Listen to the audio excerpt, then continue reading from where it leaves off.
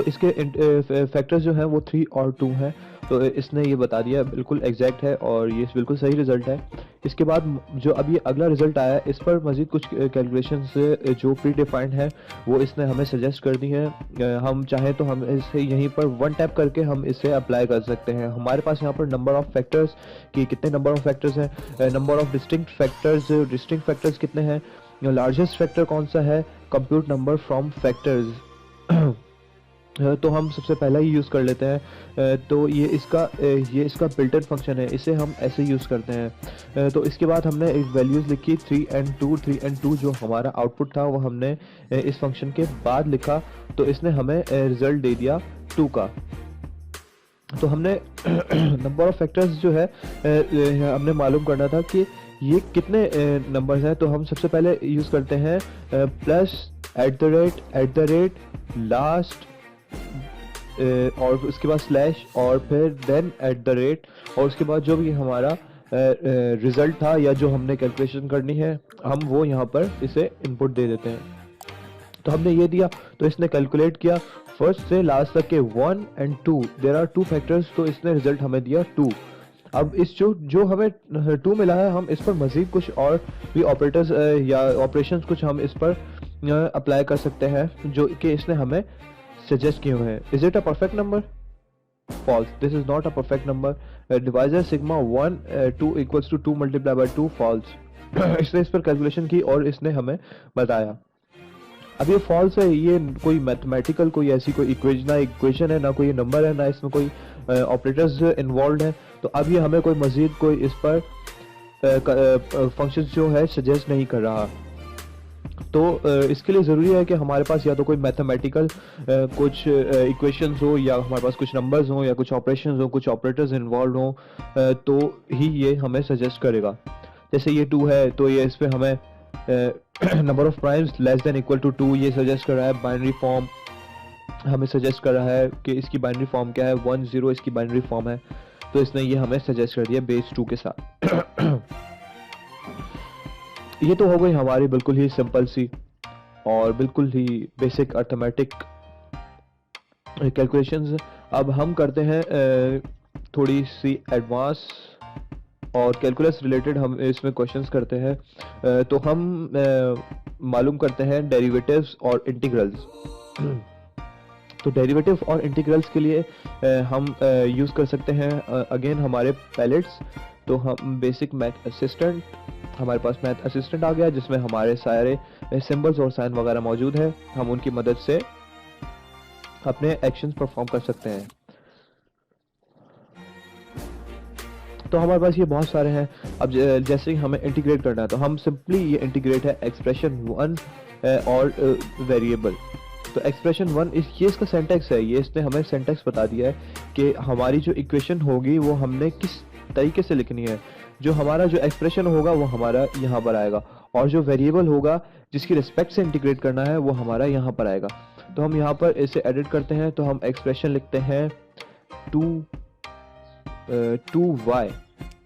2y हमारा expression है, हमें इसे इंटीग्रेट करना है, और इसमें हमारा जो वेरिएबल है वो है हमारा y। What happened? वो है हमारा y, इसकी जगह हमने y लिख दिया। तो हम जैसे ही रिजल्ट मालूम करने के लिए अगेन हम यूज करते हैं शिफ्ट एंड एंटर। तो हमने शिफ्ट एंड एंटर प्रेस किया तो इसने हमें इंटीग्रेट का आंसर दे दिया। इसी तरह ये है हमारे पास हम इसे इंटीग्रेशन के साइन के साथ भी यूज़ कर सकते हैं। हमने यहाँ पर ये इसका साइन यूज़ किया।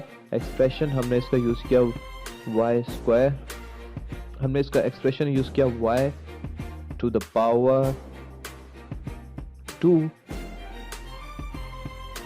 dy, एंड यहाँ पर हमने यूज़ किया dy, dy, then again shift and enter, और ये इसके इंटीग्रेशन का जवाब आ गया।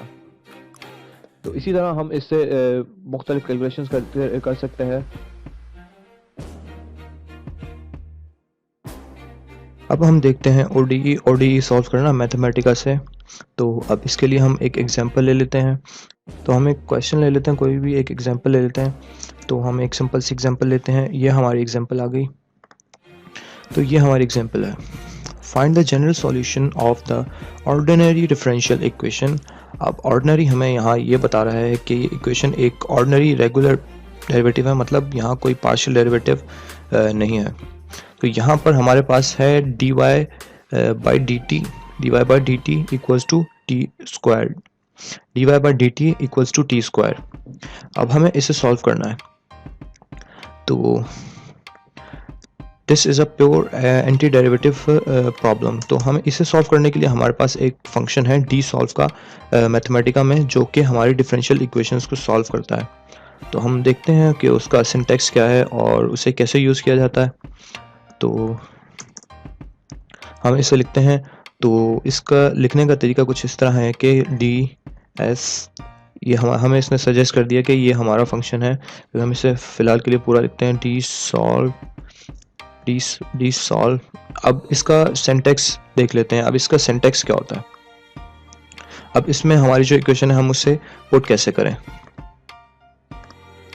अब हम इसमें ये देख रहे हैं कि कोई ऐसा फंक्शन है हो जो इस इक्वेशन को सॉल्व कर दे, मतलब हम ऐसे फंक्शन को फाइंड कर रहे हैं जिसका derivative with respect to T जो है इक्वल हो T squared all the time.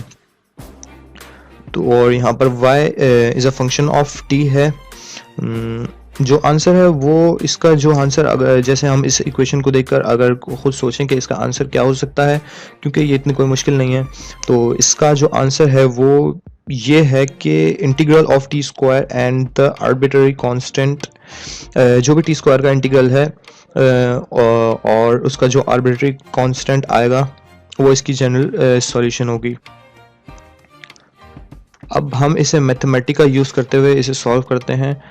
तो डी सॉल्व का फंक्शन तो हमने लिखा हुआ है, अब इसका सिंटैक्स भी एक दफ़ा नज़र डाल लेते हैं। तो इसे कुछ ऐसे लिखा जाता है, डी सॉल्व ये हमारा एक कीवर्ड है, ये हमारा एक फंक्शन है। y प्राइम ऑफ t, इसका क्या मतलब है, ये हमारा जो dy बाई डी टी है, ये हम डी सॉल्व के फंक्शन में कुछ इस तरह लिखते हैं, y prime and in the square brackets t, जो भी हमारा इंडिपेंडेंट वेरिएबल है यहाँ पे लिखा हमने। और इसमें इक्वल लिखने के लिए हमें सिंगल इक्वल नहीं लिखना होता है, इसमें हमें डबल इक्वल लिखना होता है। इसमें हमने डबल इक्वल लिख दिया। अब इसके बाद हमारे पास है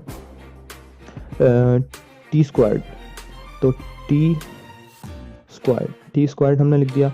अब हमने एक और आर्ग्यूमेंट पास करना है इस फंक्शन में, तो उसके लिए हमें सेपरेशन के लिए हमें एक कॉमा यूज़ करना होगा और इसे बताना है कि y फंक्शन ऑफ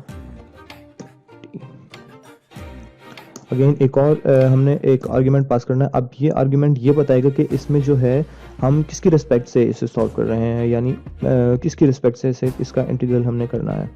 तो वो करना है हमने टी की रिस्पेक्ट से, तो हमने ये लिख दिया और ये हमारे पास ये कंप्लीट हो गई।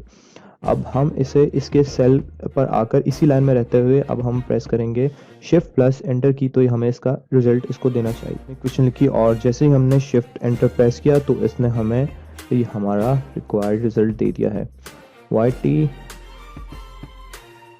और ये पूरा आंसर इसका आ गया। अब यहाँ पर ये शो कर रहा है c1, इसका आर्बिट्ररी कांस्टेंट जो है ये c1 शो कर रहा है। अब मैथमेटिका में ये यहाँ पर इसलिए आता है कि अब आना तो नहीं चाहिए था, हम जैसे कॉपी में करते हैं तो सिर्फ सी लिखते हैं, लेकिन यहाँ पर ये इसलिए 1 इसलिए आ रहा है क्योंकि हमारे पास और डिफरेंशियल इक्वेशंस ऐसी हैं जिसमें कि मल्टीपल आर्बिट्ररी कांस्टेंट्स हो सकते हैं, तो इस वजह से शो कर रहा है कि ये फर्स्ट है, तो ये 1 यहाँ पर ये इंडिकेट कर रहा है। अब अगर हम अपना क्वेश्चन देखें तो यहाँ पर चूंकि ये प्योर एंटी डेरिवेटिव है, इससे हम सिंपल इंटीग्रेशन के ज़रिए भी सॉल्व कर सकते हैं, तो वो हम उससे भी देख लेते हैं कि वो कैसे सॉल्व किया जाएगा। तो फिर अगेन हम जाएंगे अपने पैलेट्स में और यहाँ से बेसिक मैथ असिस्टेंट, और यहाँ पर ये हमारे पास बेसिक मैथ असिस्टेंट आ गया है। तो अब हम इसमें यूज़ करेंगे यहाँ से इंटीग्रल का साइन, तो इंटीग्रल का साइन यहाँ से यूज़ कर लेते हैं। इंटीग्रल का साइन ये रहा, इंटीग्रल का साइन यहाँ पर ये हमने अपना एक्सप्रेशन लिखना है एक्सप्रेशन के बॉक्स में। तो हमारा एक्सप्रेशन कुछ ऐसे है T square with respect to जो हमारा है विद रिस्पेक्ट टू t। तो अब हम अगेन शिफ्ट एंटर करेंगे तो ये इसने हमें अगेन आंसर दे दिया। तो ये इस तरीके से भी हो सकता है क्योंकि ये प्योर एंटी डेरिवेटिव था। अब हम चलते हैं अपने एग्जाम्पल के पार्ट बी पर, जो कि पार्ट बी ये है कि find the unique solution of the initial value problem dy by dt equals to t squared where y0 equals to -3। तो अगेन हम इसे डिसॉल्व से सॉल्व कर सकते हैं। तो DSOLVE dissolve square brackets now. अब यहाँ पर हमारे पास दो इक्वेशंस हैं जो हमने इस डिसॉल्व में पास करनी है, यानी हमारे पास एक लिस्ट ऑफ इक्वेशंस है। तो अब लिस्ट के लिए हम यूज़ करते हैं कर्ली ब्रैकेट्स। तो कर्ली ब्रैकेट्स में हम अपनी दोनों इक्वेशंस लिखेंगे, y prime t equals to t square, और नेक्स्ट इक्वेशन है हमारी y0 इक्वल्स टू -3। अब हमें एक और आर्गुमेंट पास करना है, तो सेपरेशन के लिए comma y square brackets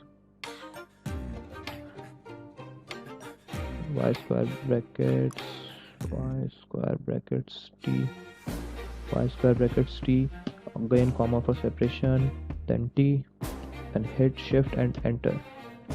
Yeah, see, this is our solution for this particular line.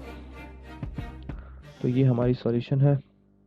इसके लिए हुई सॉल्यूशन चाहिए तो हम सिंपली एक एक्सपेंड का कीवर्ड यहाँ पर यूज़ करेंगे, expand, expand square brackets open and square brackets.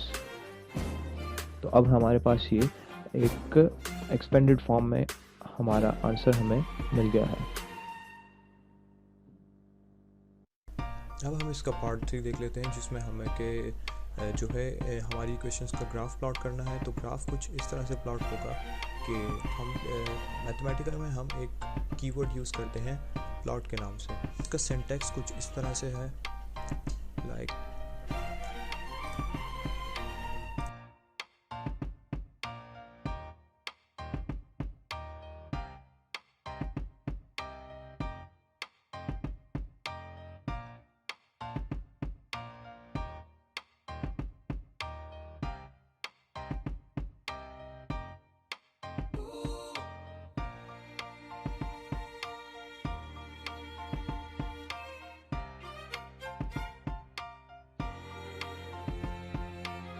सबसे पहले हम अपने दोनों जो हमारे x एक्सिस और y एक्सिस और जो भी हमारी लाइंस हैं हम उनको डिफ़ाइन करेंगे।